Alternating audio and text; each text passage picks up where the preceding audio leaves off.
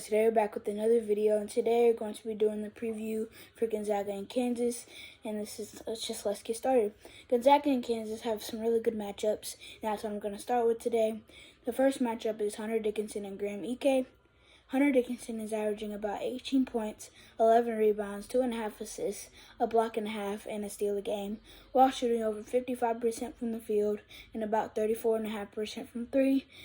There's been really nobody that can stop him in Big 12 or even the country, and he just came off of a dislocated shoulder, and he almost had a 20-20 game, which is crazy, especially since he's coming off a dislocated shoulder. And then Graham Ike is giving up 5 inches on the other side in size, but he's playing with a lot of heart, and he's used to being the underdog. He's averaging 16.5 points and 7.2 rebounds a game while shooting over 61% from the field and 33.3% from three. His three-point efficiencies and defense could be better, but overall he's still pretty good. He's a good rebounder that averages less rebounds than Hunter Dickinson, but him and Anton Watson average 14.5 rebounds combined, and that can put up with Hunter Dickinson's rebounding and some of the putbacks. And Hunter Dickinson is averaging what I said, so he's averaging 11 points, and even he came off of the game with the dislocated shoulder, and he still put up 20 rebounds, and that's just crazy and unstoppable. And I think Gonzaga will probably have a good chance of beating them if they can stop Hunter Dickinson, especially since Kansas doesn't have their leading scorer, Kevin McCullough. And then, that's about it. The last matchup is at small forward, and for Gonzaga, that is Anton Watson. He's averaging 14.3 points, 7.3 rebounds, 2.7 assists, and 1.5 steals a game.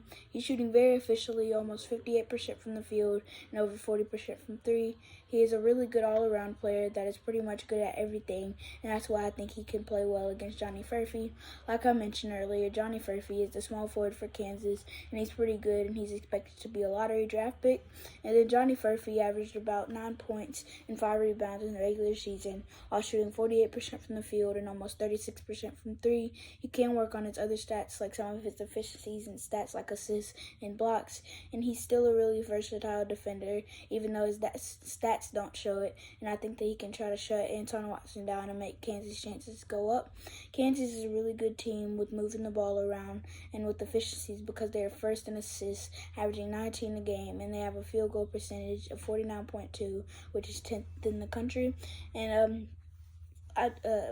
this is just a cool stat, but they're not coming off of a lot of momentum, and I think that Gonzaga has a pretty good chance to win, but I still think Kansas will win. And Kansas got eliminated by Cincinnati in the Big 12 tournament, who didn't even make the tournament, and they were pretty close to missing the NIT, but they're still a really good team, even with Kevin McCullough gone. And yeah, that's about it. Gonzaga is one of the best offensive teams, averaging almost 85 points, and they're 7th in the country, and their defense isn't that bad.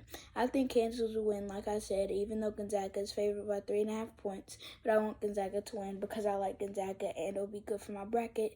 Let me know how y'all's brackets are doing in the comments, and yeah, that's about it for this video.